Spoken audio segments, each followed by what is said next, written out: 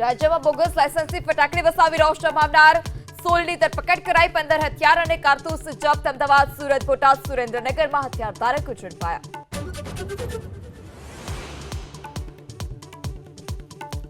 સુરતના અનબ જેમ્સમાં પાણીના સલ્ફોસ ભેળવવાના કેસમાં બે શંકાસ્પદોની અટકાયત. પોલીસે બંનેની શરૂ કરી પૂછપરછ. 8 ટીમ તપાસમાં જોડાઈ.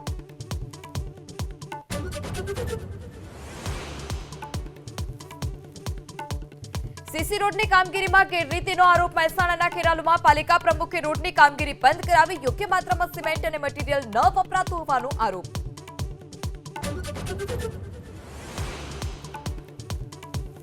નર્મદા કેનાલમાં પાણીની ચોરીને લઈ પ્રશાસન એક્શન મોડમાં. કચ્છના રાપરમાં બકનળીઓની કાપણી કરવામાં આવી. રાજકીય વક ધરાવતા લોકો બેફામ પાણી ચોરી કરતા હોવાનો ખુલાસો.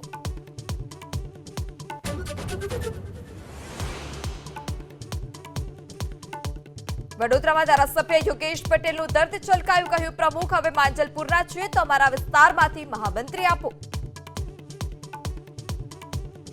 એટલે પછી તો અમારો વિકાસ વધારે થાય છે બધા કરતા. પણ જો અમારો કોઈ એક માણસ અંદર હોય ને તો આનાથી બી વધારે થાય ને.